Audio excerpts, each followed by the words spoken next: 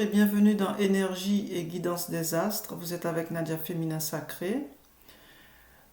Nous allons aborder aujourd'hui la saison du Cancer.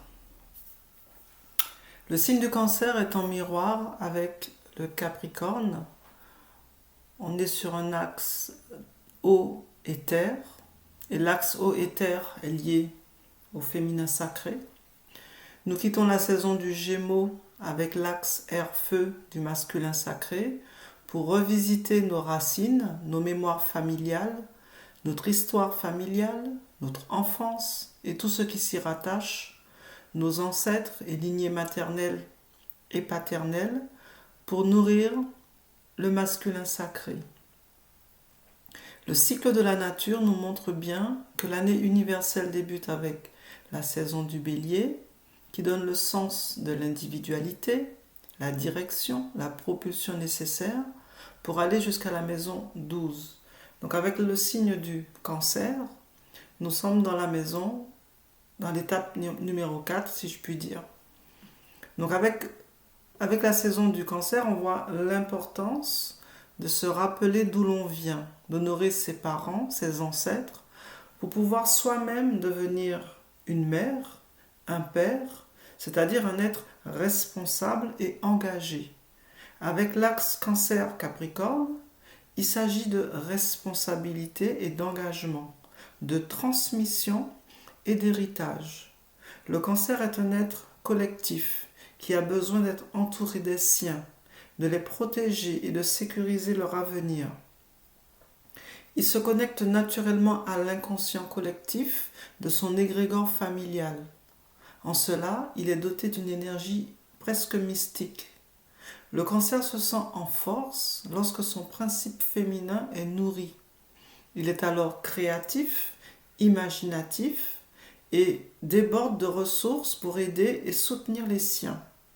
C'est en se créant un cocon familial, un cercle d'amis proches à défaut, qu'il pourra déployer ses ailes.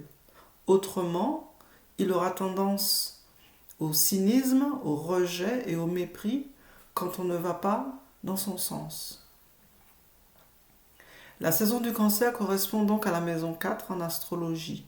Donc c'est tout ce qui est lié à la famille, le foyer, la nation, l'enfance, la relation particulièrement avec la mère, la sécurité personnelle, la tradition, l'ancestralité et aussi les émotions, l'intuition et le psychisme. Parce que par rapport à juste avant le Gémeaux, le Cancer arrive avec cette énergie du Gémeaux et donc il a un psychisme aussi très très développé. En l'occurrence, en miroir avec le Capricorne, plutôt, le Cancer s'équilibre quand il se sent entouré des siens et surtout à sa juste place. Il est capable alors de déployer beaucoup d'efforts pour prendre soin et protéger sa famille. Comment s'aligner sur son énergie? Avant tout, il faut être connecté à ses émotions. Le Cancer est lié à la Lune, au côté cyclique et donc au rythme et au mouvement de la vie. Il faut être souple et adaptable et aussi ouvert d'esprit. Il est utile de se créer une discipline pour canaliser ses émotions et sa créativité, que ce soit à travers le sport, la danse ou l'écriture, par exemple. Le Cancer a besoin de mettre les choses en pratique car il a besoin du concret, il a besoin de montrer qu'il est utile pour justifier son besoin d'attention et d'appartenance. Attention à ne pas se montrer trop exigeant et laisser les autres s'exprimer librement, sans jugement hâtif. Savoir accepter le point de vue de l'autre, même s'il est différent du sien. En somme, cultiver la tolérance, ce qui pourrait manquer parfois au Cancer. Toujours dans le fait d'accueillir cette énergie, d'incarner l'énergie Cancer, on pourrait se demander quel est mon niveau d'autonomie affective? Est-ce que mon foyer actuel est un lieu de ressourcement ou de conflit? comment améliorer mon confort, ma stabilité matérielle et celui de ma famille. Comment faire la part des choses et être en paix avec mes choix et mes décisions. Comment être plus tolérant et accepter les critiques. Et surtout, est-ce que je suis en paix avec mon passé, mon enfance, mon enfant intérieur? Car il va être là le cœur du problème, l'enfant intérieur. Par rapport à l'actualité et l'énergie collective actuelle, est-ce que mon environnement actuel est favorable ou ne me convient plus? Est-ce que je suis prêt ou prête à quitter pour augmenter mon confort familial, à quitter, ça peut être mon lieu de vie, ça peut être mon travail, ça peut être mon partenaire actuel. Chacun s'adapte par rapport à ce qu'il vit. Mais c'est aussi dans le sens d'aller vers ce qui lui apporte l'équilibre. Donc souvent, on est obligé de faire des choix et parfois, il faut faire des choix salutaires qui ne sont pas forcément des sacrifices, mais des nécessités. Est-ce que je suis en sécurité affective avec ma famille? Quelles blessures sont en lien avec mes lignées familiales que je dois peut-être guérir? Est-ce que mon enfant intérieur est en paix avec son passé? Ai-je besoin du soutien de mes ancêtres pour avancer sur mon chemin de vie personnel et actuel? Donc tout ça peut être des pistes de réflexion pour accueillir cette énergie et l'incarner. Car je rappelle que nous avons tous besoin des 12 rayons pour être pleinement qui nous sommes, pour être dans un sentiment de complétude intérieure. Qu'est-ce que nous apporte l'énergie cancer? Le cancer est associé à l'ancrage et à la protection. C'est le premier signe qui confronte au collectif. Cela commence avec la sphère familiale, ses parents, ses frères et sœurs, et notamment ça commence dans l'enfance. Le lieu de son enfance et tous les souvenirs associés. C'est son monde, son univers. Associé au chiffre 4, à l'élément eau, aux émotions, à la sensibilité, aux intuitions et à la clairvoyance, il porte l'énergie de l'enfant intérieur dans son principe féminin. C'est ainsi qu'il se connecte aux énergies universelles, à l'âme, ce qui lui donne un accès direct à l'inconscient collectif et aux énergies subtiles. Associé à la lune, il est très réceptif et vif d'esprit. Par sa vie intérieure, il développe son imaginaire et a besoin de soutien des siens pour concrétiser ses rêves et ses projets. Avec le Capricorne, en miroir, il peut se montrer très déterminé et endurant dans la réalisation de ses entreprises. Ainsi, avec le temps, il peut construire un patrimoine conséquent à léguer à sa descendance. Associé à l'estomac, à la cage thoracique, il protège son cœur, son hypersensibilité, sa vulnérabilité. En trouvant son équilibre dans une famille ou une communauté, il devient un pilier, un protecteur, un garant sûr de celui-ci. Donc comme toujours, pour accueillir ces énergies en soi, quelles qu'elles soient, donc là en l'occurrence la saison du cancer, il faut poser ses attentions. Donc pour la saison du cancer en lien avec votre relation avec le passé, la famille, l'enfance et l'ancestralité. Donc posez vos attentions dans ce sens. Tout blocage dans quelque domaine que ce soit, faites le lien avec la saison du cancer actuellement. Il s'agit de guérir le passé, de pardonner, de se libérer des chaînes qui ne nous appartiennent pas forcément pour avancer sereinement vers ces objectifs. Rappelez-vous, une fois adultes, nous devenons nos propres parents. C'est ainsi que nous prenons la responsabilité de notre vie.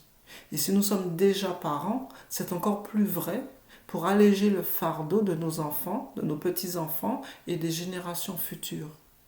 C'est le bon moment pour revoir ses objectifs de début d'année et de vérifier aussi leur niveau d'avancement et corriger sa copie si besoin. Car quoi qu'on en dise, les objectifs que l'on pose pour l'année mais nous passons par les 12 rayons et chaque rayon nous apporte un élément de complétude, un élément qui vient nous renforcer dans nos actions, dans nos décisions, dans nos choix et dans l'atteinte de nos objectifs. Du coup, cela veut aussi dire vérifier qu'on est toujours aligné avec son chemin de vie, avec sa mission de vie. Si vous ne savez pas quelle est votre mission de vie, commencez par identifier vos valeurs et vous assurer qu'elles sont respectées. Ensuite, revoyez vos croyances et notamment vous demandez en quoi telle croyance vous sert et en quoi elle vous dessert. Et enfin, demandez-vous, pouvez-vous faire tout de suite cela ou le programmer, le planifier pour la suite des choses. Donc, par rapport à l'énergie du cancer, on va plus peut-être travailler sur l'aspect du lâcher-prise, de s'autoriser et de se faire confiance. Et enfin, comme je disais, le cancer, il a besoin de passer à l'action, il a besoin de voir le résultat de ses actions, il a besoin de montrer et de justifier son besoin d'attention et d'appartenance qui peut être parfois excessif. Donc il faut aussi du coup poser des actions alignées. Pour la saison du cancer, c'est le moment de prendre soin de soi, de son corps, de se chouchouter, de se montrer des signes d'affection et d'accepter d'en recevoir. Et donc, ça passe aussi par le fait de guérir son enfant intérieur. Si on n'a pas reçu suffisamment d'affection durant son enfance, donc si toutes ces choses sont problématiques, c'est d'autant plus important d'apprendre à se le donner soi-même. Pour celles et ceux qui sont trop dans leur énergie féminine, c'est le moment de canaliser cette énergie vers du concret. Soyez dans l'action, dans la mise en œuvre, sans tergiverser, en allant droit au but. Pratiquez aussi la méditation, la visualisation créatrice. Faites un vision board, coloriez des mandalas, dessinez, écrivez, mais surtout, mettez-vous en action. Pour celles et ceux qui sont trop dans leur énergie masculine, c'est le moment de relâcher le contrôle, le besoin de contrôle, et de trouver une activité relaxante, de faire une retraite en solitaire, pourquoi pas, pour se retrouver un peu face à soi-même. Car même si le cancer a besoin d'être entouré, il a besoin des siens, etc., donc en fonction de l'énergie de ce qu'il vit, mais justement le fait de se retrouver seul face à soi-même, ça peut être aussi un moment profond de guérison. C'est une période idéale pour partir aussi en famille. Ça correspond aussi au début de l'été, donc c'est une période idéale pour partir en famille, se retrouver des amis, rire et s'amuser. Pour ceux qui en ressentent le besoin, ce sera plutôt une retraite spirituelle avec méditation, respiration et exercice d'ancrage. La symbolique du cancer est la force créatrice. Son mantra: je façonne ma réalité par ma force mentale et mon intuition. J'exprime mon unicité dans tout ce que je crée. Sa quête spirituelle et son besoin d'unité, c'est l'ouverture. Je suis celui qui accède au champ des possibles. Pour cela, il doit s'appuyer sur sa force intérieure, son imagination et son intuition. Donc la nouvelle lune en cancer active notre processus créateur à travers les émotions, les intuitions et le sentiment d'appartenance. Notre perception de la réalité joue un rôle essentiel dans notre besoin de sécurité intérieure et affective. Donc la nouvelle lune en cancer invite à revoir son rapport à l'autre, à trouver le juste équilibre entre son besoin de sécurité et la liberté des autres. Le soleil en cancer nous donne l'occasion de renforcer nos liens familiaux, ancestraux, à guérir notre enfant intérieur, à accueillir notre énergie féminine et maternelle, à faire la paix avec son passé et se réconcilier avec les êtres qui nous sont chers. Si on a été pendant longtemps dans le sacrifice pour autrui, c'est le moment de penser plus à soi, de se retirer du monde pour aller explorer d'autres voies ou d'élargir son champ de créativité. C'est aussi pour d'autres le moment de démarrer une relation de couple, de se marier, de fonder une famille ou de lancer une entreprise familiale. Et pour rester dans l'énergie du cancer, donc pratiquer les exercices de respiration complète, notamment la cohérence cardiaque. Travaillez avec la pierre de lune, la célestine, l'huile essentielle de menthe poivrée. Aérez votre maison, votre lieu de vie pour qu'il soit accueillant et chaleureux. Invitez vos amis, des membres de votre famille autour d'un bon repas par exemple. Et enfin, jardinez, plantez des fleurs. Le contact avec la terre, l'énergie de la terre vous aidera à vous ancrer. Comme toujours, la nature est votre meilleur ami. Donc voilà ce que je voulais partager pour la saison du cancer. Donc une vision un petit peu plus élargie pour vous aider à intégrer cette énergie, à le conceptualiser, à le conscientiser et à poser des actions pour incarner cette énergie dans votre vie, car nous avons tous besoin de cette énergie, pour prendre la responsabilité de notre vie, pour prendre soin de nos proches, de notre famille, et aussi pour la réussite dans nos objectifs, que ce soit financiers, personnels, familiaux, de transmission, d'héritage, ce genre de choses.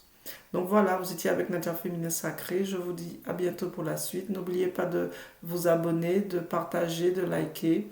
À très bientôt.